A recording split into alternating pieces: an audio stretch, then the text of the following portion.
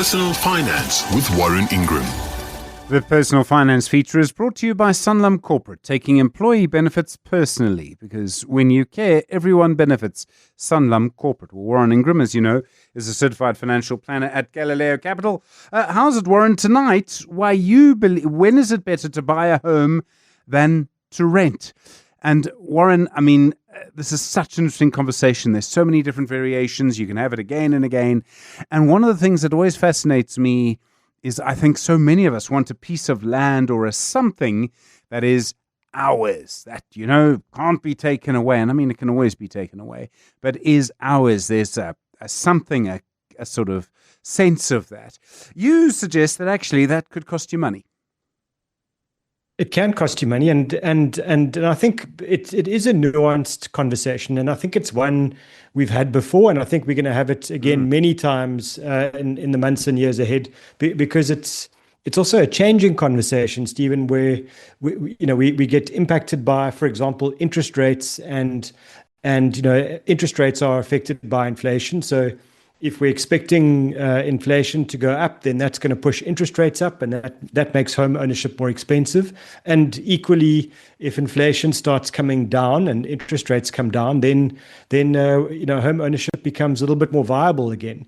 And I think it's a condition that does go in cycles. But I also believe there is a time, and I think now is one of those times, when some of the banks are looking to build their client base, in mortgages, and so they start offering rather attractive rates, and so I think it's a conversation that's always going to be relevant in our world of personal finance. But I do think it's never going to be sort of a one shoe fits all, to use that wonderful cliche. I think there are times when home ownership is a very good idea, and other times when renting is the very best idea you can make. And we need to be careful that we just kind of make a rule of thumb that you should always own. I think always owning becomes a very bad decision for a lot of people. Okay, just to put this all in context as well, if you're going to buy a house, that is probably almost certainly your biggest kind of thing that you buy in terms of expense. If you don't buy a house, the amount of money you spend on accommodation over your, let's call it 50 years from sort of starting to work to ending work, is probably also going to be your single biggest cost over that time, right? So that's why this is such an important issue. Either way, it's going to be your most expensive cost. You're right, and I think it's also sometimes, as you were saying that, I was thinking it's true. I think we have to live somewhere. So whether we're paying a mortgage or we're paying rent, it's probably going to be a very big cost. But equally, the type of property you choose to stay in has a very big impact on all of this, because if you live in a place that's expensive in South Africa, and there are pockets where throughout the country where there are areas that have become very expensive over time, and you choose to stay in an expensive house in an expensive area, then you might find the cost of ownership is just simply unaffordable, and the cost of renting might be better for you, might be in your favor. Whereas, if you decide, well, I'm actually happy to be in a little bit of a less fashionable area and happy to kind of live with some inconvenience, then you might find the cost of home ownership is a lot less, and so suddenly the renting isn't so clever, and home ownership becomes something you should really consider. Okay, we need to start then with the true cost of owning a home. Now, I'm old enough to know that when you look at these, the sort of property porn of the websites that carry all of the properties, you've got to really look at the price, and then you've got to look at everything else. You're right, absolutely right. And let's just start with transaction costs, because that's those property websites that you're talking about, they'll often show you at the towards the bottom the cost of just of the transaction costs of getting in. And I think when you start to add the property taxes, so the transfer duties, and then the lawyers' fees for the transfer, but also the lawyers' fees to the bank's lawyers, because they're going to register a mortgage on your property, you're probably looking at around 10 or 12% before you wipe your eyes out, and that's just going in. Then on the way out, you're going to pay those agents, and so the transaction costs are just astronomical as far as I'm concerned, and then we get to the costs of ownership, and that's the day-to-day cost. So yes, you've got a mortgage, you've got a bond repayment, but that's not where the story ends. You also have to pay the municipality, so you have to pay them for rates, and if you live in an estate or in an apartment block, then you've got levies as well, and then insurance, and don't forget that even if you stay in an apartment, you are still responsible for maintaining the property on the inside. So you're going to have to repaint every now and then, do the cupboards and the flooring. So you can probably add about 1 or 2% of the value of your property to your maintenance costs as well. So home ownership is simply not just the bond. It's a lot more than that. Okay, is there a way to work out what you're likely to spend on maintenance? I mean, obviously it depends what you buy. If you buy a fixer-upper, in other words, something that needs a lot of work, well, you're going to have to do a lot of work on it. But, there must be a sort of way to work it out. Yeah, so I'm not good with my maths on the fly. So I did a little prep, and I just said, if you want to give yourself a range, it's probably at the very low end 1% a year, and then at the higher end 2% a year. And the reason for that is if you stay in a relatively modern apartment block, the maintenance will be a bit less than if you stay in an older home. But 1 to 2% of the value of the home is a good rule of thumb. And so on a 2 million rand home, you're probably talking around 20 to 40,000 rand a year on top of. So just to add to all the other costs that you are going to pay. Yeah. Okay. When does buying a home make sense? Because this is where your life choices really start to matter. And in my house, the phrase life choice is a slightly negative connotation because it's usually, where is this person? They're sitting considering their life choices. In other words, things we've done wrong. Okay, so when does buying a home when is buying a home a good life choice, Warren Ingram?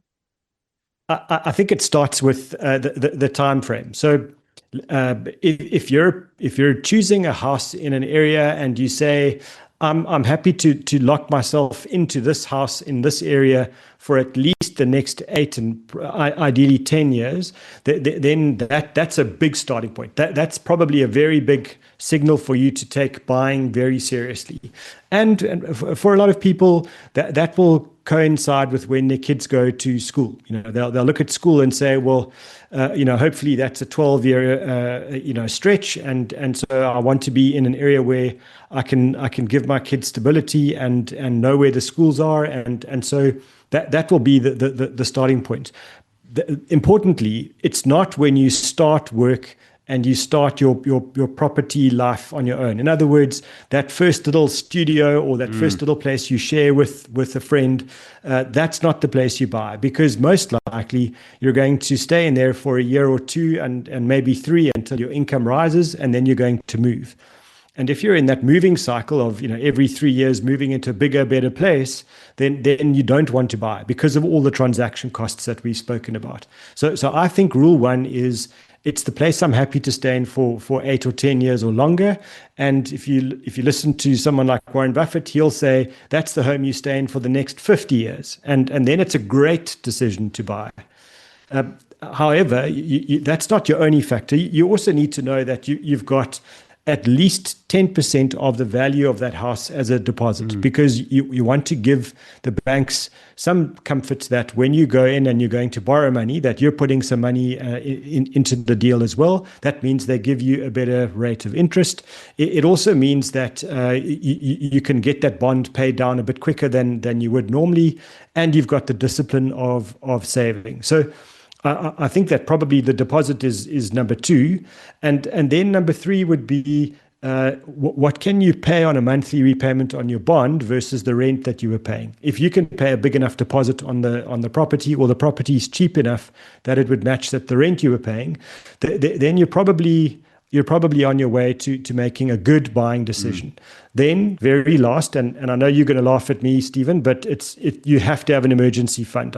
You need probably need actually 6 months, emergency fund when you're in the early stages of owning a home, because there are always costs that are going to catch you out. Yeah, I know. Look, I mean, home ownership is a continuing thing, isn't it? There's so much to talk about. All right, we're talking to Warren Ingram. He, of course, is at Galileo Capital. We're talking about renting versus buying on The Money Show and personal finance. The Money Show. Personal finance with Warren Ingram. Well, talking, of course, to Warren Ingram tonight about renting versus owning, and that conversation that we're having. We've heard when buying does make sense. Warren, there are moments when renting actually makes sense. Absolutely. And I think, in the job environment that we're in now, where you're finding more and more people working in the gig economy, where they don't get employed in a stable position with stable income. You might find that the income is extremely volatile. And maybe that they're, some of these digital nomads where they're roaming around the country, or even a city, or even the world. It makes no sense to me that in when you've got very unpredictable income, and you require flexibility in your career in terms of where you are, that you buy a home. I think renting then makes a lot of sense. And especially if it's early in your adult life and you're not quite sure who you are and where you want to be and what you're going to do with your life, then putting down your roots too early into a physical property could be a real burden. And equally, if you're in a position where you're not financially very strong and you haven't got this, budgeting down properly, and you're finding adulting difficult, then I would say the same thing. I think you've just got to be very careful that you don't overcommit to a big debt, because it's pointless saying to a bank, who's given you a mortgage, look, I made a few mistakes. Can you just give me a bit of time off and I'll pay you back? The deal here is they've lent you a lot of money so that you can buy a property, not so that they could end up owning a property. And so that could become a catastrophic decision. Equally, at the other end of life, when people decide towards the end of their career that they've worked in the big city and now they're keen to go and move to a smaller town and have a more peaceful life, the mistake a lot of people make is they fall in love with a particular town because they went there on a holiday. And so they go and buy a holiday house and find that it's super in the 3 months of summer, but it's rather awful in the 4 months of winter. And so I would say renting in a place that you are new to the area, and especially if it's a new city or a new province, it makes a lot more sense to rent until you've got a very good idea of the lay of the land. What about opportunity, he says controversially. So I think anyone who bought into Cape Town's housing market 10 years ago is smiling now. But you could say that somebody could easily have bought into Joburg's housing market 10 years ago and expected to be smiling now. Yes, I'm one of those, and I can promise you I wasn't smiling when I sold that house that I'd owned for nearly a decade. And I think you've got to be very careful that your home, you should view your home as an asset only for the purposes of your own little balance sheet, and not as an investment asset or a retirement asset. And so you should be buying because it suits your life and your stage of life and all the other decisions that we've discussed around schooling, etc. But you should not view it as an opportunity to make money. To use that Cape example. So someone buying into the Cape now, believing that the property market in the Cape will continue for the next decade in exactly the way it's done for the last decade, that's called driving by looking in the rearview mirror. You're driving forward at 120 k's an hour, and the only thing you're focused on is the rearview mirror. In other words, what happened in history. And as anyone who drives a car knows, it's very dangerous to drive and only look in the rearview mirror. So I think it's a fallacy to expect that whatever happened in a market, whether it's a stock market or a property market, that will just repeat itself forever. It just doesn't do that.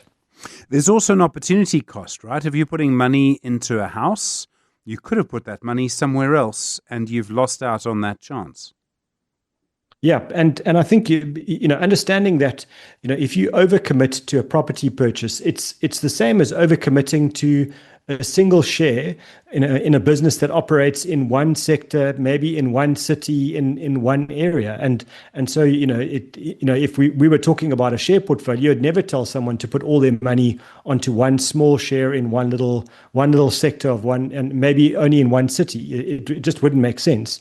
But we view property somehow as lower risk. And so I think, diversifying your risk away from having everything in one egg and kind of buying lots of eggs in lots of baskets makes a lot more sense to me. So, I mean, this is the thing, is that you've got to really plan it out over a very long period of time. And you've also got to take into lots of variables. But your biggest one is you probably don't know what's going to change in your career, or whether your child wins a scholarship to a school at the other on the other side of the city. Yeah, so I think there are probably not many stages where you're going to make this property buying decision with confidence, but I do think, once you've got your child into a particular school and that you're going to be in an area for that 12-year period, I think it's one of those times where you can, nothing's guaranteed, but that's probably one. And equally, once your career is, stable, and maybe you're in the last 10 or 15 years of your career, or the first 10 or 15 years of your retirement, those are probably two more periods where you have a fairly good idea that you've got as much stability and predictability as you're going to get.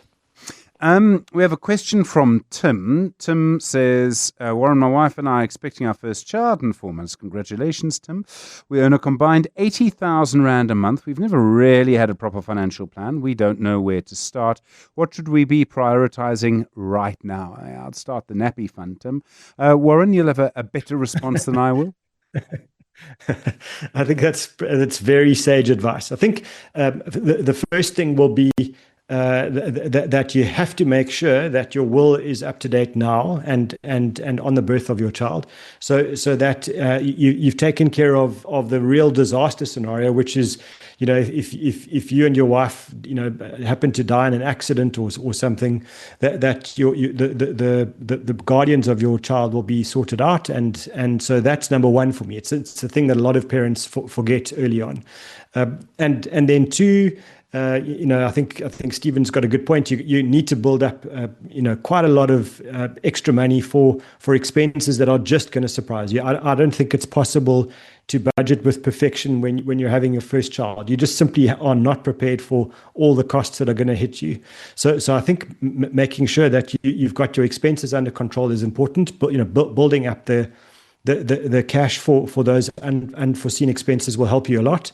And then just making sure that you're not operating under a heavy debt burden, so make sure that if you've got capacity now and you've got things like credit cards and personal loans, etc., pay those down as much as you possibly can. It's very tough in those first few months to kind of be, sensible and rational when you're kind of sleep deprived all the time. And so I think making sure that you can take care of those basics will be important now. And then my comment to new parents always is, if you can, start that tax-free savings account for your child, maybe not the day they were born, but let's say in the first couple of weeks or months. And for the friends and parents and grandparents, everybody to contribute to that would be wonderful for the first few years of that child's life when they won't know what presents really are. I think that would be very good. And then making sure that you've done the tough stuff. So you've done the things like life cover and made sure that your child will be looked after in the event that you're not around one day. Warren, thanks so much. I really appreciate it. Such an interesting debate. Warren Ingram, of course, is the co-founder at Galileo Capital, a certified financial planner. I'll be interested in your views about renting and buying. I think so many people have so many different views about it. So Warren Ingram, thanks very much indeed.